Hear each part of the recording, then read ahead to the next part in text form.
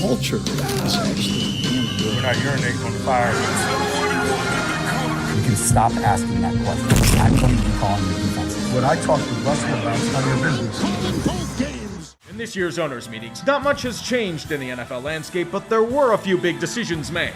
In an attempt to massage the egos of the refs union, the motion to make roughing the passer reviewable was rejected. It doesn't matter. We all knew it was going to be like reviewing pass interference a few years ago, where only a play or two was overturned and blatant PI wasn't because reasons. You will, however, see more potential ref ball and players with the number 0 on the field. There will also be no gradual cuts down to the final roster in the preseason from 90 players, which should keep starters fresh for a probable wave of injuries in week 2 of the season. Speaking of changes that no one wants, there's a chance that Thursday Night Football will have flex scheduling. It's more than likely going to be up for vote in May, and would give teams at least 15 days notice of a change from Sunday to Thursday. This would be terrible for the game, but remember, the dollar is what drives the NFL. TV rights fees are far more important to the league than the fans, and we all know it. It'll probably be reality barring a miracle. On to the NFC's moves. Last year's disappointment for Denver must not be repeated. To be honest, I'm being very, very nice with that assessment. New coach Sean Payton's looking to put his mark on the team. And how he can do it? Besides smacking sense into Russell Wilson, by overhauling an awful offensive line. Mike McGlinchey is one of the best right tackles in the game, so pay him like one. Ben Powers is a guard from the Ravens. That's worth paying in and of itself. No such thing as too much O-line talent. Samaje Perine didn't fumble the contract like Melvin Gordon did. Zach Allen got a shitload to move north from Arizona. There's also something else coming from there as well. Vance Joseph is once again prepared to have the time of his life. They do realize he isn't good as a defensive coordinator, right? Oh, well, it ain't my team. The ride never ends. You should know this by now, Denver. A desperate attempt to salvage anything from the Russell Wilson era will play out in front of a national audience. If that means throwing everything you can to get Sean Payton to try and coax it out of a leaner Chef Russ, then so be it. He's even bringing in some known help in the form of Will Lutz. Otherwise, it's been sparring of the verbal variety. Payton spent a lot of time ripping the previous regime for putting the hack in Hackett. He's not wrong. That group should be thankful that Urban Meyer's reign existed, and the Broncos conveniently play the Jets in Week 5. At that point, we only hope they have anything resembling a wide receiver core. The Broncos can have no healthy ones. Ever. They're all falling apart. Hopefully it's not a premonition for the rest of the team like last year was. One word comes out of my mouth in regards to the AFC. Stacked. It's going to be a goddamn bloodbath in this conference. And it can be argued whomever makes the Super Bowl will win it outright. Regardless, predicting anything is somewhat of a coin flip. In the AFC East, regardless of competition, the Bills are still the best in class in my opinion. AFC North, barring more injury to Joe Burrow, Cincy takes it with their elite offense. The AFC South, it's Jacksonville's to lose. They have to win it by default, right? Although we did say that about Tennessee last year. And the AFC West is a Kansas City affair. As usual. Wild cards, though, they're really hard to gauge. Pick them out of a hat, I guess. Ravens, Chargers, and Jets. Why Jets? Because this is usually how ridiculous it tends to be. Sue me. I'm sorry for all the teams I jinxed as always. I regret nothing. The reign of Sean Payton has officially begun at Mile High. To clean the sins of the hacks before them is of the utmost priority. Rehabilitated Russell Wilson showcased against the boogeyman of Josh McDaniels. Oh, what a sight it would be. The revelations are abound. Denver is scoring touchdowns in the red zone. A sight as rare as the lunar eclipse last year now happening multiple times in a game. The only thing you had to do to get it was trade any competent kicking game you had. A missed PAT and shanked field goal will be their undoing. A comedy of errors ensues where everything that could go wrong does. Falling to the chiseled sword of a suave-controlled Jimmy G as your offense sputters at the worst possible times. The more you try to change things, the more they never do. Denver loses another game where they can't score more than 16 points. Josh McDaniels continues to ruin the franchise. Remember, Broncos country, the ride never ends. Denver still awaits the first bounties of the Sean Payton era. The hex put on them by Josh McDaniels still lingers, but they're finding ways to break out of it. Russell Wilson is balling, displaying a swagger and confidence with a ball not seen since he was a Seahawk, chucking the ball deep with precision. It leads to an incredible breakthrough. They've scored more than 16 points in a football game. A miracle of miracles. Did you believe this would be enough to win with these? What are you kidding? This is Denver!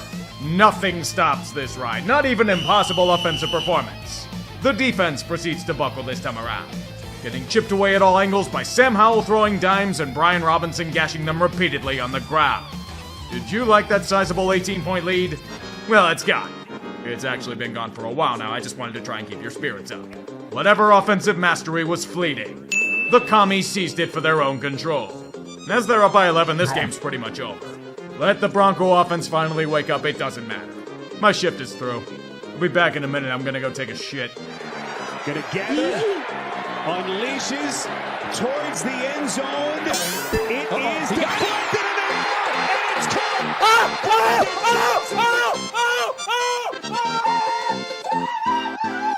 Yeah! Yeah! Whoa! Whoa! Wow, we need 2-point conversion! We need 2-point conversion! Holy fuck! Wilson to the end zone, batted down and incomplete. No! No! No! No!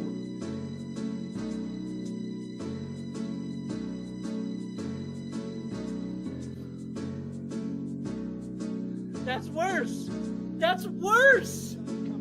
He's early! That's fucking pass interference! That's the definition of pass interference!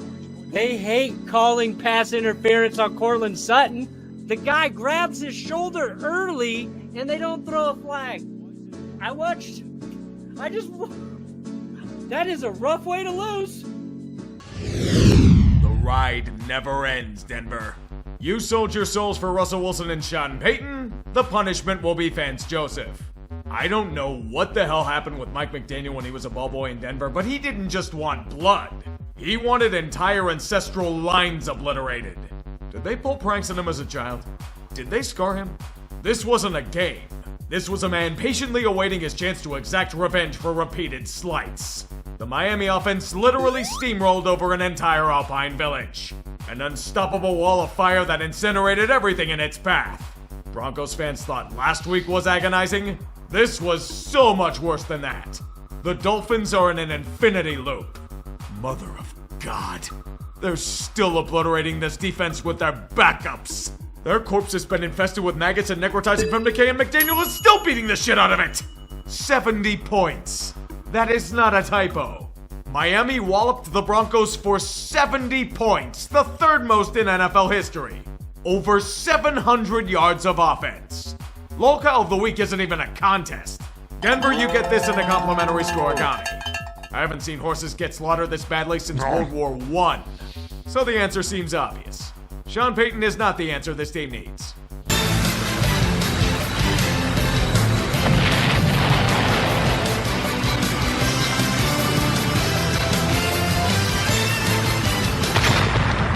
Tank Bowl in week 4. What the hell has this world come to?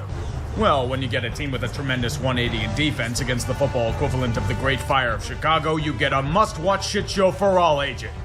It's here where we ask a question. How the fuck does Vance Joseph keep getting work? He's accomplished absolutely nothing as a coordinator, and his horrible schematics have turned an elite defense into a sieve. Denver isn't just making Justin Fields look good, they're bringing him back to Ohio State. It's so nice of Vance to pay it forward. He realizes Fields is on the verge of bust him and is showcasing his talents for a future trade. Denver fixed Russell Wilson. The cost was everything else. And now it's a 28-7 game in the third quarter. Well done, Sean. What were you saying about Hackett being a hack? I'm experiencing deja vu. It should be a positive moment for Bears fans. Unfortunately for them, Chicago enjoys nothing more than chemically castrating them every week. It's not even one element that falls, it's everything that collapses in on itself. All in attendance forgot that the Bears defense is excrement. And that might be a generous assessment of whatever's assembled out there. And unfortunately, everyone forgot that Justin Fields makes brutal decisions with the football. A botched fumble from him recovered for a Denver touchdown. Game tie. But Chicago does have control of the game in their hands. They're pushing the ball down Denver's throat and are in field goal range. Yet ask me this. It's a 4th and 1 at Denver's 20 and you're going for it? They go for it. And I don't think he got there. You go out a fucking shotgun in short yardage and telegraph the most obvious play in the world. Why is it so hard to take the damn points? Of course Denver's gonna capitalize on it. Guess what the Broncos do, Eberflus?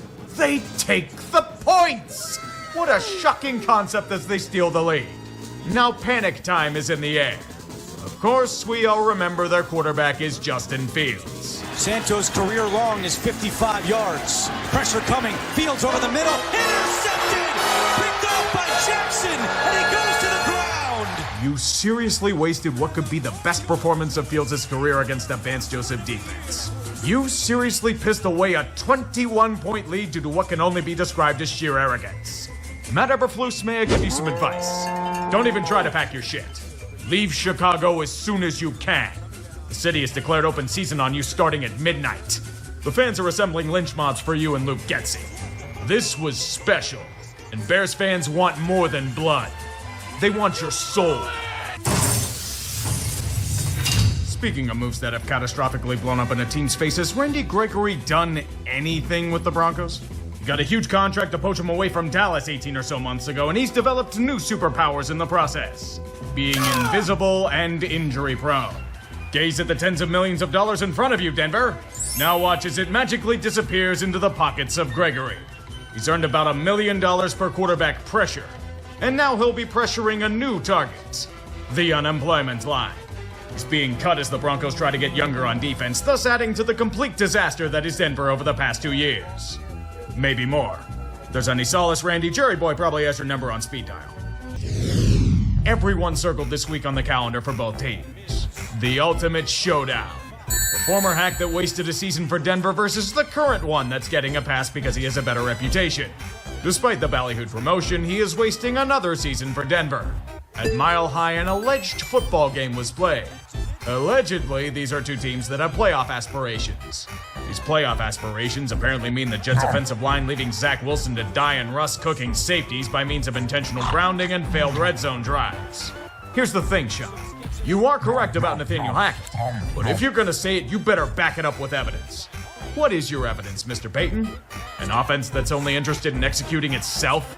Once again, you fixed Russell Wilson at the cost of everything else. Don't think about it too hard, or else it's gonna fly past you like Brees Hall smoking you for a 72-yard touchdown run. The Jets are giving you chances to come back into this game. It's the trail of candy to lead you to freedom. But then you overthink it with trickery that proceeds to execute itself. Sadly, you don't have the Steelers' endless supply of horseshoes stuck up your ass. But the Broncos' defense holds. Somehow. And the Broncos' offense manages to score a touchdown. Somehow. I know, shocking displays of competency from this group. You even get a chance to make a death-defying comeback drive thanks to a Zach Wilson interception. Do you do it? Of course not. Chef Russ eats a sack and the Jets score. You wanted to get on the ride? Well, you forgot the golden rule. The ride never ends. Nathaniel Hackett gets his revenge against an arrogant foe. In spite of himself mostly, but it's still revenge. We all saw it coming from a mile away. Broncos country, let's ride. Standard torture has not been effective in extracting the maximum amount of pain from your pathetic bodies. Your punishment must be amplified. A throwback to last year against the Chiefs will be the next round of torture. That terrible defense of yours this season will return to their great form once again. Kansas City's struggling offense will continue to struggle as it fails to gain separation and traction. Bafflingly fake field goals? You bet. They'll do everything in their power to get Denver a win tonight, yet there's a catch. This is a throwback to last season. The Broncos' offense will return to how insanely shit they were then as well. Did I really say Russell Wilson was fixed? That may have been a lie, especially with how the Chiefs' defense is clamping down on him. Only 55 yards of passing in 3 quarters? Are you trying to be this shit, Russ? He's cooking so well tonight you may as well call him Typhoid Mary. Denver, the only thing getting burned is you. As Jerry Jeudy is a useless fuck and Frank Clark played 2 subpar games as he robs you blind. Kansas City was sluggish offensively, but they did enough to win their 16th straight game against these sad fucks. Remember the golden rule. The ride never ends. It only spins faster and faster until you black out from the G-force. The GPS Bowl. It'll guide you right to the drink regardless of allegiance. No matter how you spin it, all you see are two teams circling the drain and well past their prime. There isn't excitement, there isn't dread, there's just nothing. Winning will mean nothing. Losing will mean nothing. It's spinning the tires just to check a box. And the Packers are looking awful against one of the worst defenses in football. They're doing nothing against it. And I get Denver as talent, but Justin Fields threw well against this defense, man. Broncos country is riding to nothing but field goals, so it's still manageable, but Green Bay has a shitload of issues. Mainly realizing that they're playing the Broncos and are down 16-3. Is Aaron Jones that vital to them or something? It should be a drop in production, but it shouldn't be this bad. Then they finally adjusted to Vance Joseph. In layman's terms, they used Ask Madden, dashing and gashing a porous unit to open the already opened floodgates, rumbling down to the goal line. And then on a 4th and 2, get the luckiest bounce in the history of man to take a 1-point lead. Somehow. In past times, the Packers would run away with an ugly win. Unfortunately, the NFC North dances on their grave. Denver gets to field goal range, and Will Lutz manages to kick a 50-plus yarder. Somehow. Jordan Love's mentality is to gunsling. And if he wants to chuck a ball deep into double coverage on a 3rd and 20, by God, I'm going to laugh at it. He's not anywhere close to Aaron Rodgers, and it was a terrible throw-in decision, but it's about trying. The Packers tried and failed miserably. This calls for some sushi. And Sean Payton doesn't even like sushi. The streak of dominance must continue. Patrick Mahomes has the flu, and he will rival Michael Jordan's performance under the weather and become a legend. Little did we all know the Michael Jordan he chose to imitate was the offensive lineman. That dude sucks. And so did the Chiefs. Against one of the worst defenses in the league, the offense held the entire team played as if they had the flu, exposing many systemic and lingering issues that have been hiding in the shadows for weeks. The receivers can't get any separation besides Kelsey. They drop a ton of crucial passes. They over-rely on Mahomes pulling off parlor tricks to win games. Endless chances to do something? Too bad you'll get 5 turnovers and a Broncos offense that eventually breaks the defensive dam. One of the biggest upsets of the season occurs where everyone is in a daze. And the Chiefs have a performance that harkens back to the Romeo Crennel days. Many streaks have ended in this humiliation. The 16-game win streak against Denver is over. The 13-game win streak against divisional opponents is over. The confidence and elitism over most of the AFC is over. All that's left are the Broncos injecting themselves with endless IVs of hopium. Brandon Perna is already long lost. Pray he recovers from this horrible indignity.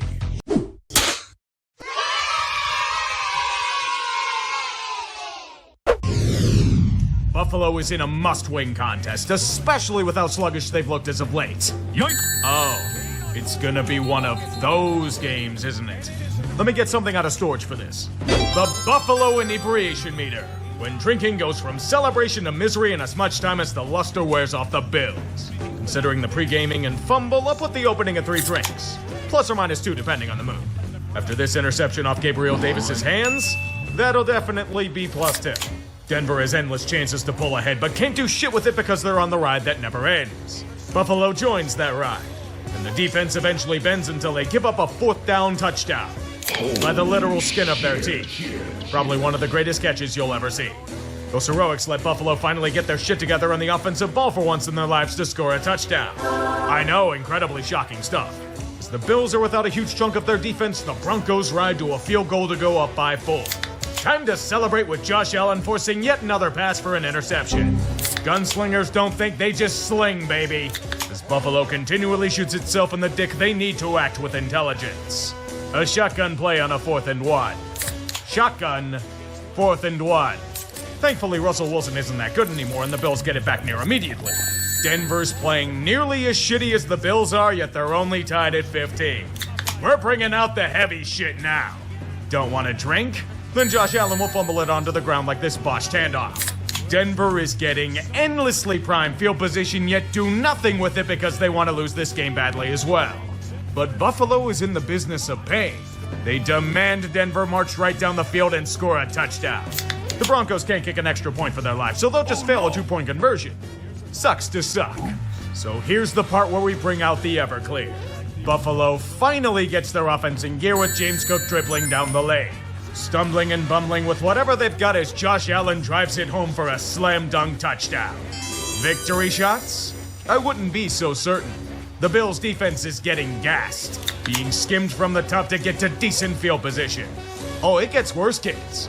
Underthrown PI. The most triggering of all penalties. It gets Denver right into field goal range. And the Broncos have no timeouts and have to scramble. Bottoms up. 41-yard try for the win. Lutz. He missed it. The flag is down. You're gonna lose on a too many men penalty? You're gonna lose like that? Good snap. Good How hold. do you lose like that? What the fuck? Perfect. Oh my God in heaven, you had the game won on a silver platter and you still found a way to shit on it. The only thing worse than this self-inflicted loss is the schedule that's coming up for the Bills. They're winning something tonight, all right. Just not this game. Imagine being fired because of fumbles and a Vance Joseph defense. Ken Dorsey is the token sacrifice. And the Bills are fucking panicking. Their window is slowly closing in on them. Quick, someone find a coin to blame their downfall on instead of the real reasons for it. Two of the hottest teams in football in a primetime match. Imagine saying that a month ago.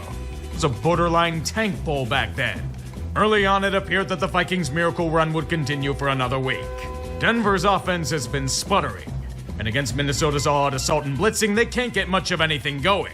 Simply field goals as they stall out just before the golden lands of the end zone.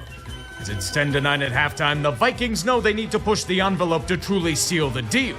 And with the Pasternak engineering a touchdown drive of his own, it should be more than enough. I hate to inform you, Minnesota, but finishing a game winning by more than one possession is illegal. Denver's defense remembers they have a shitload of talent on it. And the Vikings proceed to fuck the ball at nearly every opportunity. Turns out Minnesota tends to fold under constant defensive pressure, and two brutal turnovers allow Denver to get within two. The Vikings could use a win, though, and they'll pull out all the trickery on fourth down to try and seal the deal. They burn a shitload of clock. They get to around the 10, but they just stall out. Field goal kicked, and Denver has a chance. To be fair, that's all you need in the NFL. Minnesota's defense finally cracks under the face of adversity. They can't stop anything on this drive, and the Broncos fumble had eyes and rode out of bounds. The inevitable is about to commence. They do. Vikings bring the heat again. Munson throws up for grabs and is caught for the touchdown! I think the magic may have run out for a bit in Minnesota. All that we have is endless hopium in Denver. Everyone within a 300-mile radius of the city should shelter in place immediately. The toxic fumes of a 4-game winning streak will drunkenly stumble into your heart if you aren't careful. Or get suspended again like Kareem Jackson is. This is merely part of the ride, and it never ends. Never. The hopium in Denver is spreading like a disease. A virulent, exponentially growing specimen that infests your nervous system and hijacks all feeling and movement. A win streak against playoff-caliber opponents will tend to do that. Mention all the asterisks in the world, it does not matter. The Broncos keep winning because fuck you. Dorian Thompson-Robinson can do next to nothing in this contest, mostly because his receivers can't catch anything around here. Even the hopium. That'd be one thing, but even their defense is struggling to generate any traction.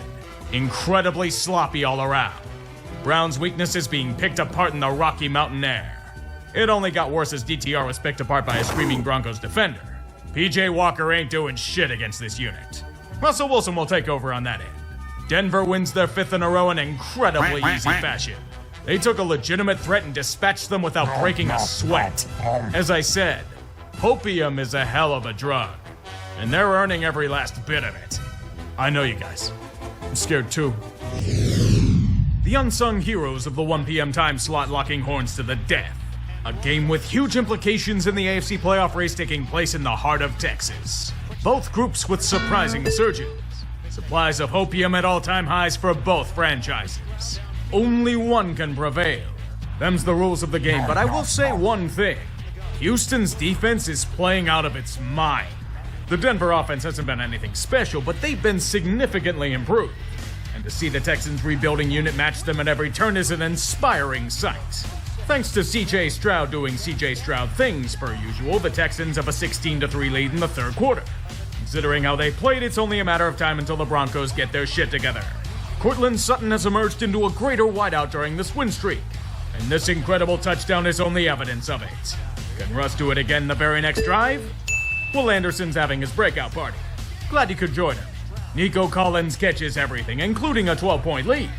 Denver refuses to give up, though. Jerry Jeudy drives this carriage down the field to get it back to a one-score game. Down by 5, the Broncos can taste a win in the air. And Wilson's gonna chuck this bad boy deep.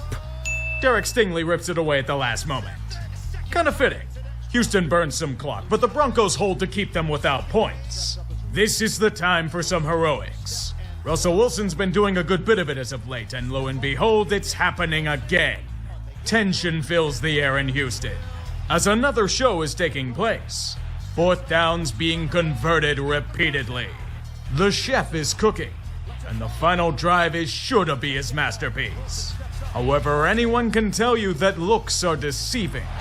Wilson in trouble, avoids it, rifles, intercepted! Jimmy Ward! Win streak may have been impressive, but it's merely another twist and turn on the ride that never ends. A brutal way to lose a game. Made worse since Denver had endless chances to upend their opponent. Houston has proven themselves the victor today, and it allows them to keep up in the playoff race. Not much you can do if you're the Broncos. Dust yourself off and fight another day. Tip your cap to the Texans defense and move on. We've only got 5 weeks left in the season from hell itself. That means the playoffs are about to be seen as we crest over the hill. And then the race to the finish will truly begin. The AFC is a mosh pit as we all expected. Right now, Miami is the current number 1 seed by tiebreaker, despite questions that linger. Baltimore, after their bye week, is slotted at number 2. Kansas City and Jacksonville, after some rough losses at home this past week, are the final division leaders at 3 and 4. The 3 wildcard spots are bunched up, as the Steelers, Browns, and Colts are all 7 and 5. The Texans are also 7 and 5, but the first team out. Denver, Cincinnati, and Buffalo sit on the fringes at 6 and 6, and the Chargers and Raiders are kinda there at 5 and 7. This is the playoff situation, and the madness is only going to amplify. There's only one rule, and sadly the Panthers didn't follow it. Don't get eliminated! I don't blame any Chargers fans out there if they've simply checked out of the season.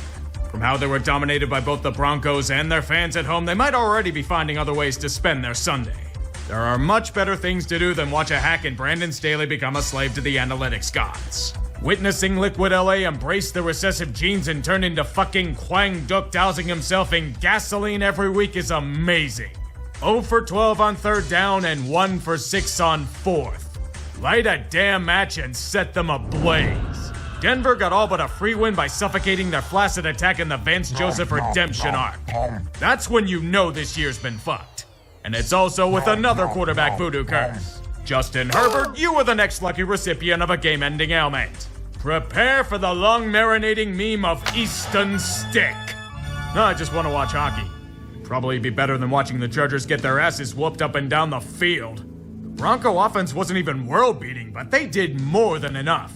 If I were Staley and Telesco, I'd start packing shit up in cardboard boxes. Their time of pretending to be the smartest men in the room is coming to an end. Well, this is gonna take a bit to sort out. Scriptwriters are generating so much hope that it could power a small town for years on end. A mediocrity carousel that'll make your head spin. The age of upsets brings us endless mosh pits. In the AFC, the Ravens seem to be the only team capable of separating themselves from the rest. Miami had a chance to match them, but they choked and are stuck at number 2. But that's only because the Chiefs and Jaguars have been in a state of freefall as of late due to a variety of reasons. The first wildcard spot standing alone are the Joe Flacco-led Cleveland Browns. Gotta love overcoming adversity. Speaking of adversity, the Steelers have self-imposed it on themselves, yet are somehow bullshitting their way to the 6th seed. Even zanier Indianapolis holds the final spot by tiebreaker. It's a 6-way tie for 2 spots. The Texans, Broncos, Bengals, and Bills are alongside them fighting for a chance to move on. Welcome to the mess, kids. We've got 4 games left. Only 1 spot's been clinched and 2 teams are out. Buckle up. Keep your hands inside at all times. And one more thing. Don't get eliminated! Detroit had been playing like absolute shit. Needing extra motivation to scare the men, Dan Campbell's bringing out the real Gambits. If they keep failing, he will personally eat their firstborn children. Don't doubt him, he has a taste for blood. His thirst was more than enough to jolt the Lions back into their previous form. Scared for their lives, Detroit revved up the engines and dominated in all facets of the game. Denver was a team that was gunning for a playoff push and eager to make a statement of their own, but they became roadkill. This day belongs to the Motor City, and boy did they counter with a message of their own. For 60 minutes, the Lions sent Vance Joseph's defense back to September. Their real form has returned, and anyone who wants to move past them will have to fight for their very lives. At Ford Field, there was only massacre. Denver was annihilated in a game that may end up costing them a playoff berth of their own. That tends to happen when you can't stop Jahmyr Gibbs.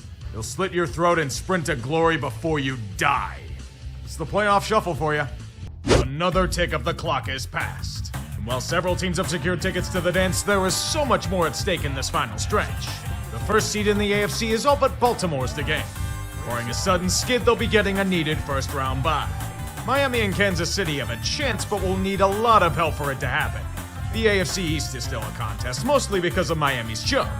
If the Dolphins lose these next two games and Buffalo wins them, it would set up a Week 18 clash for all the marbles. The AFC South is the next premier destination. With Jacksonville's recent slide, there's a three-way tie for the title. However, the Jags still control their own destiny in this regard. The Texans and Colts have roughly an even chance of claiming it for themselves. The wildcard situation is still murky. Cleveland's win has all but guaranteed them a slot, but there's still a four-way tie for two spots. Cincinnati's still rattling off wins, Indy and Houston are defying logic itself, and the Bills are coming in red hot. Pittsburgh and Denver are all but out due to recent defeats, but still have an outside chance. I wish you all good tidings and safe travels in this final week of 2023. Christmas season is hectic, but these holidays get more special with age. Enjoy your time with friends and family, cherish what you have in life, and do me one favor, please. Don't get eliminated! Dangers of hopium are not noticed until it's far too late. When an overdose of false positives hits a man, there is no antidote for the spread. His healing powers become toxic and erode everything within. His strength may be fading and could be betrayed by powers greater than him, but the hoodie still enjoys upending his former rivals in a time long past. His choice of scheme tonight? The Three Stooges formation. A comedy of failure, fumbles, fucking of the ball, and the death of kickers everywhere.